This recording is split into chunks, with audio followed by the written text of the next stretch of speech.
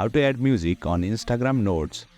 Hey there, welcome to Insightful Tutorials. Do you want to add music to your Instagram Notes but don't know how? If yes, then you are in the right video. Without further ado, let's get started. Open Instagram on a device. Tap on the message icon at the top. Here, you will find the Note section. Tap on the Your Note option, then tap on the music icon. You can either browse through the list or search for the music of your choice. Let's use the search feature. Tap on the search bar. Search by the music name. Once you have found your desired music, tap on it. Now drag the colorful box to the best part of the music you want to keep. If you are satisfied with a part of the music, tap on the tick icon. Unlike Messenger, you can post only music on Instagram Notes without text. But if you would like, let's enter some text or an emoji. Finally, tap share and boom, you have successfully shared an Instagram Notes with music. That's it for today's video. If you found this video insightful, please don't forget to hit the like button and make sure to subscribe to our channel for more insightful tutorials.